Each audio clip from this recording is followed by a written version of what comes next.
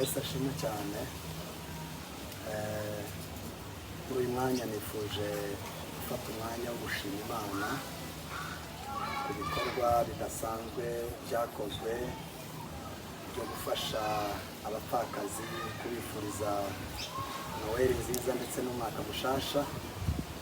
Ariko mbere yuko komeza, reka dusome ijambo ry'Imana. Ijambo ry'Imana tubona hano mu rwandiko rwa Yakobo igice cya mbere umurongo wa 27. Bibiliya iravuze ngo idini ritunganye kandi ritanduye imbere y'Imana Data wa twese ni ugusura imfubyi n'abapfakazi mu mibabaro yabo no kwirinda kutanduzwa n'iby'isi. Amen.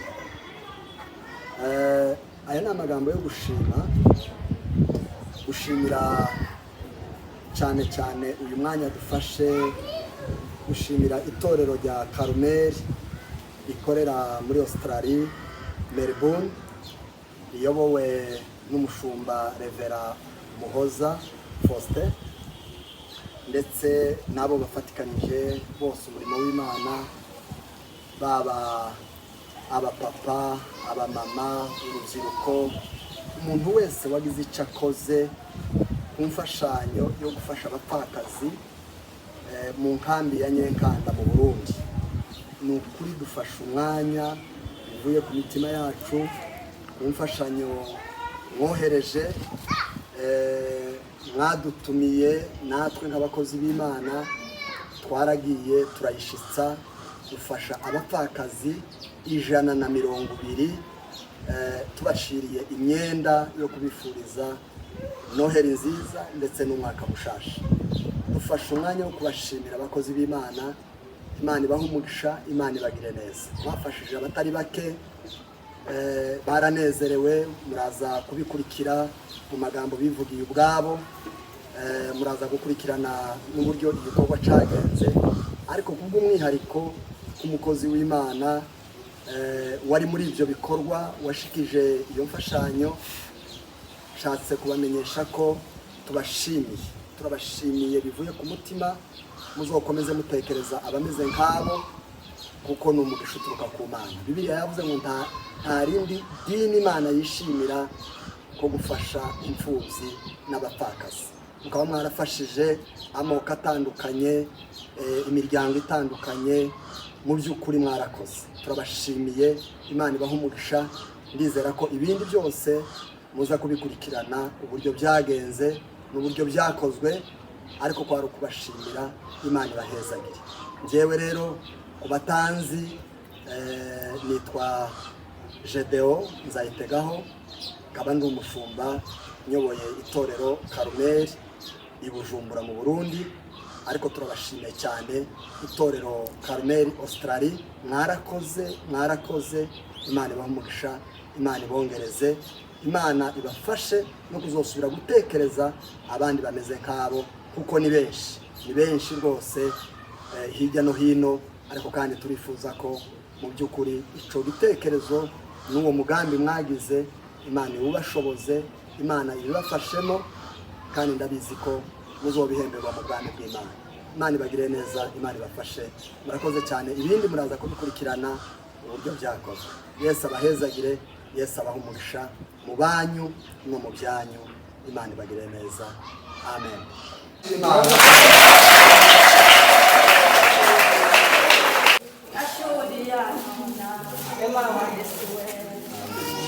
Nashuhudia naona mkono wa Bwana. Nashuhudia naona wema wa Bwana. Nashukuru sana. Nikuya hapa ndipo tafadhali. Na mimi kadosa wale wajane. Mungu awabariki. Mungu aongezee kwa mitosha. Nashuhudia naona mkono wa Bwana. Nashuhudia naona wema wa Yesu. Nashuhudia naona mkono wa Yesu. Nashuhudia naona wema wa Bwana. Amen.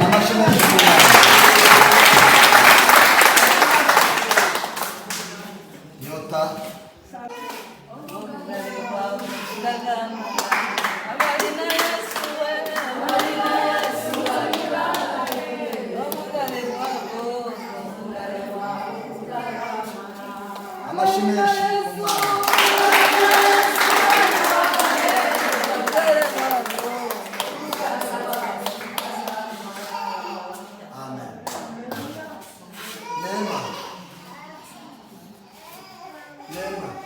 Neema Loea.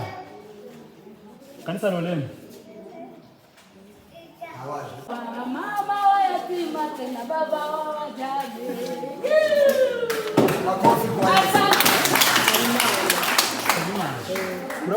Tunapata manguo ya wajane. Kwenye alitoka tuka tunapajua. Lakini wema wa Mungu na mkono wa Mungu tukauona. Haleluya. Naona mkono wa Bwana jinsi Mungu anatubadilisha. Jinsi ndugu yetu atubadilisha. Huyo mama wala yu baba, Mungu ambarikie sana sana sana. Sijui wafanye namna gani. Sijui tuseme namna gani. Wala sijui tunataka kusema namna gani. Ndipo nilipoingia kama ikabidi miaka 5 sijapata hata nguo ya wajane, lakini mimi napata nguo ya wajane. Lakini Mungu alisikia kesi nilikuwa nalia. Nilikuwa nalia Mungu kasema Mungu utafanya namna gani mwaka. Lakini tu Mungu aliona machozi yangu na kana machozi na wengine wajane. Bwana Yesu asifiwe sana. Mungu awabariki. Yesu asifiwe.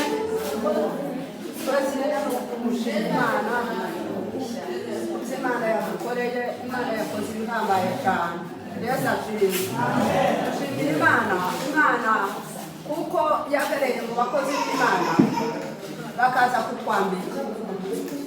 Kuri nubwo nyine bibabaje cyane, ariko kuba barakoze uyu mutwaro kugira ngo baze kutwambika turi impunzi, Imana mujibaho. Dushimire bene data baje bashitse, turabashimiye. Dushima n'Imana yabarinze mu nzira mwanyuze mu byuma zakozwe n'abana b'abantu, ariko Imana irabarinda mugera ahangaha none muratwambise. Imana y'umujibaho umugisha. Dushimira na bene data, Imana igira ubwenge. Imana yabonye kuko iki gihe kizabera bene data baragiye muri biriya bihugu bafite bakagira ubushobozi bamara bakatwibuka. Nukuri ndabashimiye mwese aho muri, umuntu wese wagize icyo akora gukora kuri iki gikorwa cy'abapfakazi, kandi mwabishije ijambo rivuga ngo itorero rikuru risurikuje n'abapfakazi. Mwakoze bene data, Imana yo mu ijuru baheze umugisha, kandi Imana yo mu ijuru bongerera imbaraga zo gukora kugira ngo muzamubona icyo mufasha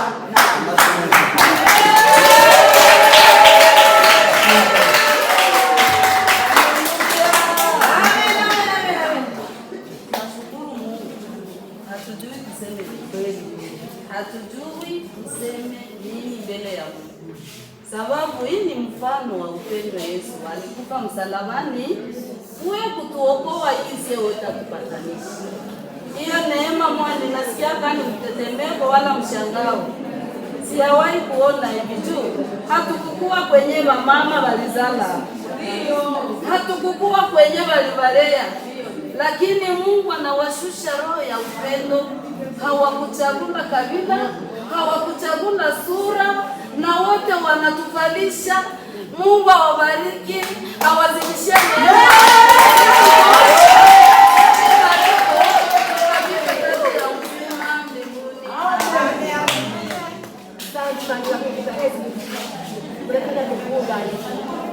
Bahereza imigisha nyinshi aho mwaciye hose muza mugenda rero imigisha y'Imana. Turabagasaniye kuko muza mudukorera bene iki gitego giteze gutya n'ibitangaza. Kuko muza musabira tuje kutabazi ikindi gitangaza mwadukoreye. Imana bahereza imigisha nyinshi cyane, turabashimiye cyane cyane kuvuga ngo dutekereze bigeza. Imana bahereza imigisha n'ukuri turabashimiye.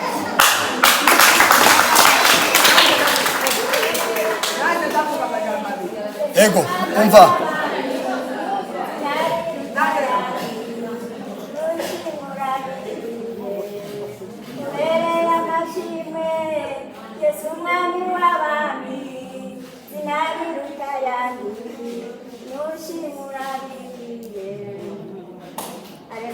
amen.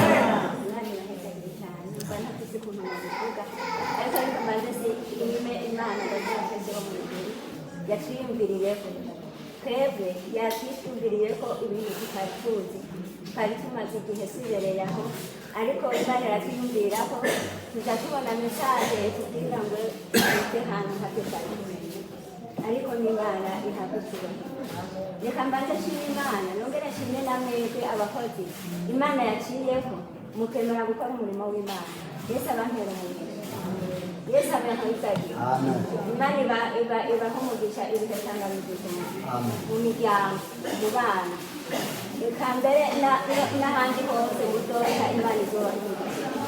Murakoze cyane mudushimire n'abandi tutazi Imana ibaha umugisha. Ndashimye cyane Bwana Yesu asifiwe.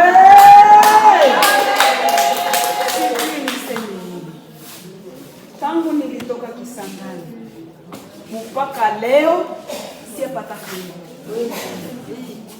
Napataka nguo kenye Mungu lishavala na nipatie.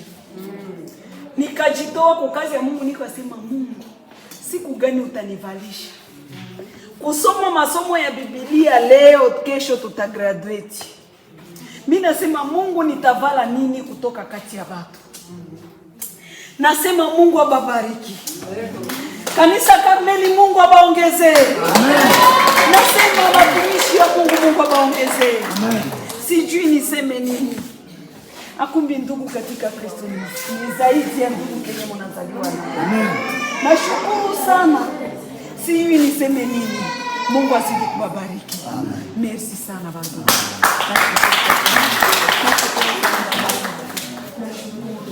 Sikukuwa na yoga nitapata mtu akisanganya kunivalisha. Asante sana. Yesu asifiwe. Amen. Haleluya. Haleluya. Haleluya. Haleluya. Haleluya. Haleluya. Yesu nugushima Imana. Yesu ashimwe. Dushima Imana yadukoreye bino ikatuzanira ikatwambika. Imana yo mu ishimwe. Dushima Imana ku ikanisa ryacu rya Karumeli. Abakozi b'Imana batekereje bagatekereza kutwandika babikishije mu makanisa yose. Imana yo mu ishimwe. Ikindi cyongeho dushimiye babishopo bavuye Bujumbura, Imana ikabarinda baciye abandi bavuye, ariko dushimiye Imana kuko yabishyize hano. Imana yo mu ijuru ihabwa icyubahiro. Dushimiye Imana kuko kuri Nowe natwe twambara amahuzu tukaberwa. Imana yo mu ijuru ihabwa icyubahiro. Haleluya.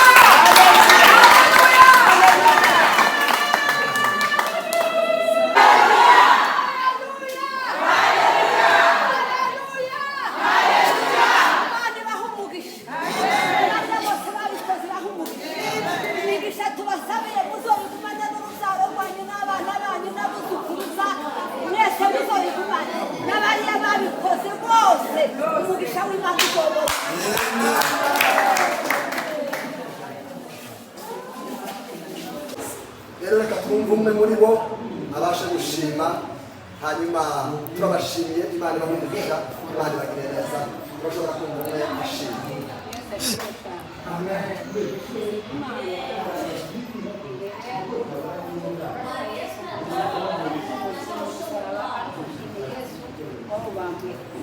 Dushimiye abakozi bacu turi hano muri Karmeli, abapasiteri turi hano batubera n'abapasiteri niwe byarabikorera. Dushimiye Imana ibaheze umugisha.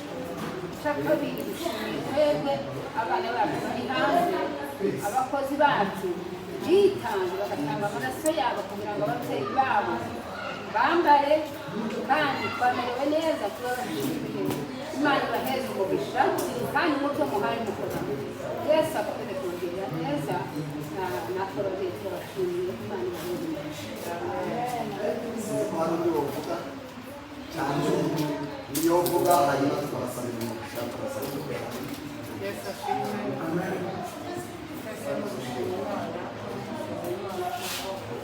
Imana yakomeje Imana ashimwe cyane. Imana yaturinze, igashimira itorero Karmeli, hamwe n'abakozi abakozi bacu iyo Mana yabikoze ihabwa icyubahiro. Ubundi dushimiye abakozi bacu baza bagira neza cyane, baza batwambika, baza batuzirikana, turabashimiye. Imana yo mu ijuru ihabwa icyubahiro. Ubundi dushimiye abantu bari hanze, abo kuri Imana hanze, urumva umuntu yaba yicara ukamutekereza utazi ukavuga ngo ugiye kuwanga. Turabashimira akazi kanyu nk'aho Imana ikongerere kandi igume ikangure kugira ngo mube umufasha bameze nk'aho. Turabashimiye cyane. Imana yo mu ijuru ikorera igume ibongerere umugisha mwinshi. Imana ibahe umugisha rero, Imana ibagire neza, murakoze cyane. Yesu ashimwe cyane. Turashima Imana ko muri iyi minsi mikuru yo gusoza umwaka itorero Karumeli ikorera Australia ndetse no mu gihugu cy'u Burundi byabaye ngombwa ko tuza kwifatikanya n'abapfakazi bo mu ntara ya Ruyigi, Nyankanda, harimo amoko atandukanye, harimo abanyamurenge, harimo abakongomani b'ababembe, abapfurero, abanyagihugu, abashi, ababangubangu, abo bantu bose amoko yose atuye hano, kubifuriza Noheli nziza no gusoza umwaka neza. Rero ako ni akantu gatoya mu gashime. Imana ibaha umugisha. Tubashimira itorero rya Karumeli Australia, abashumba, abakozi b'Imana, abakristo muri rusange, ku bufatanye na Karumeli i Bujumbura mu Burundi, kugira ngo tubashe kugira icyo dukoze kubwo kwifuriza abavandimwe uyu mugisha wo gusangira Noheli no kurangiza umwaka neza no gusoza umwaka neza. Rero ntasho muyakire mu izina rya Yesu. Reka rero mu gusoza twumve userukira amatorero, umukozi w'Imana nawe agira icyo avuga, hanyuma Imana ibagire neza. Murakoze cyane. Mbere tubanje gushimira Imana yo mu ijuru ibashije kubashoboza kubwo gukora kino gikorwa kingana gutya, muvuye gufasha abapfakazi bangana gutya, abantu bagera ku 110 mubashije gufasha aha muri inkambi y'Inyankanda. Kidasanzwe ntabwo habaye ivangura, amoko yose arahangaha, y'abakongomani barahangaha nk'impunzi. Dushimiye itorero Karumeli, abari muri Australia, abari hano mu Burundi dukorana. Imana yo mu ijuru ibahereza umugisha. Amen. Iki gikorwa mukoze ni igikorwa kidasanzwe, kiza gikora abantu b'Imana, abantu bayoborwa n'Imana, bayoborwa n'umwuka, bari mu Imana.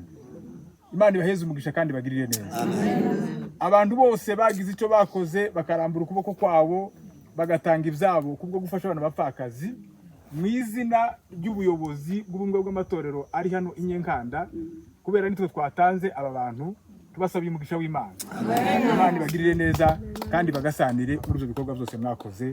Ntacyo twashobora kuvuga, ariko turabizi ko ibyinshi muzabisanga mu ijuru. Imana nizo bahemba byinshi.